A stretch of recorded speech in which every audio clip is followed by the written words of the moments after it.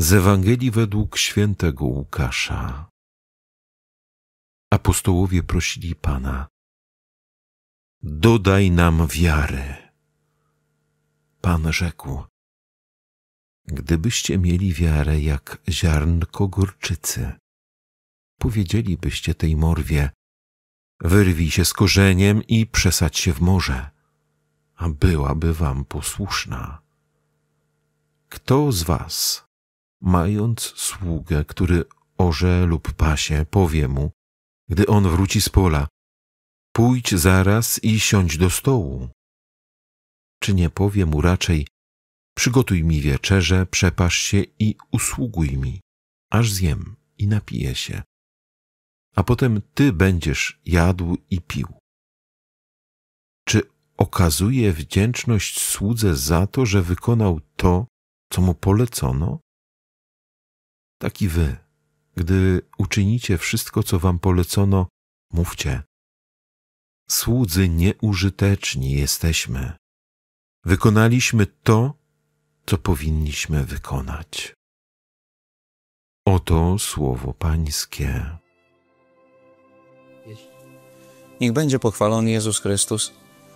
Kochani, liturgia słowa na 27. niedzielę zwykłą roku C daje nam bardzo piękną wskazówkę odnośnie drogi naszego powołania, naszego trwania we wspólnocie. I kochani, jednym z najbardziej kluczowych zdań w dzisiejszej Ewangelii: przypominam wam, abyście rozpalili na nowo charyzmat Boży, który jest w tobie od nałożenia moich rąk. Każdy z nas, kochani, zostaje obdarzony darem Ducha Świętego. Najpierw przez chrzest święty, kiedy kapłan naznacza nas Krzyżmem Świętym, zostaje w nas zaszczepiony zalążek Ducha Świętego, Bożego życia. Później to Boże życie wzrasta i zostaje uzupełnione, czy jakby dopełnione przez sakrament bierzmowania. Każdy z nas odkrywa w sobie różne charyzmaty i dary. Kiedy wsłuchujemy się w list świętego Pawła Apostoła, odkrywamy te dary i charyzmaty, ale Ewangelia pragnie zwrócić naszą uwagę na pewien bardzo wyjątkowy charyzmat. Charyzmat służby z pokorą.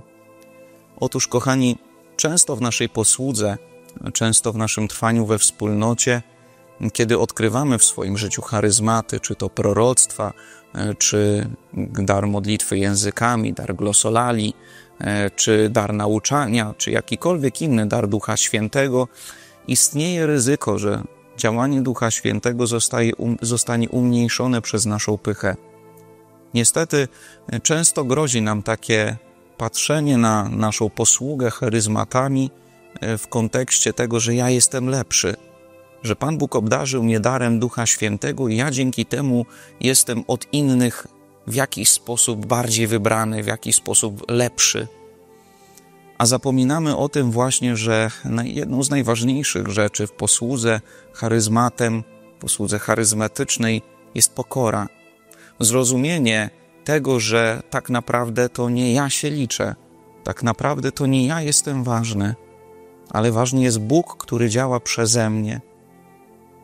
Bóg mógłby się posłużyć każdym innym. Ja nie jestem w żaden sposób wyjątkowy w tym, że Bóg posługuje się przeze mnie. Ale to On jest w tym wszystkim wyjątkowy, to On jest w tym wszystkim najważniejszy.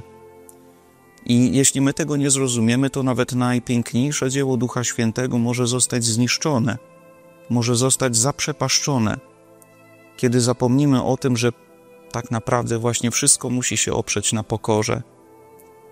Nie bez powodu w katalogu grzechów głównych pierwsze stanowi pycha, która jest przeciwnością pokory. Tam, gdzie właśnie szczególnie potrzebna jest pokora, tam szczególnie też będzie atakowała pycha, która będzie próbowała umniejszyć albo nawet całkowicie zniszczyć dobro, które Pan Bóg chce uczynić przez naszą posługę, przez posługę charyzmatyczną, posługę charyzmatami. A więc, kochani, kiedy pracujemy nad sobą, kiedy wchodzimy na drogę formacji, czy w naszym ruchu, czy w jakimkolwiek w zasadzie innym ruchu, czy w ogóle w Kościele Świętym, całej wspólnocie Kościoła Świętego, to nade wszystko modlić się i pracować trzeba nad cnotą pokory. Żeby pamiętać o tym, że nie moje nazwisko liczy się. Nie to, że ja, Krzysztof Szymczak, czy jakikolwiek inny ksiądz, czy jakikolwiek inny świecki czegoś dokonałem, czy jestem takim wspaniałym mówcą, czy kimkolwiek innym, że w tym wszystkim najważniejszy jest Chrystus, że to On działa, to On czyni cuda, to On sprawia wielkie rzeczy. Niech ta prawda prowadzi was w tym niedzielnym rozważaniu. Szczęść Boże.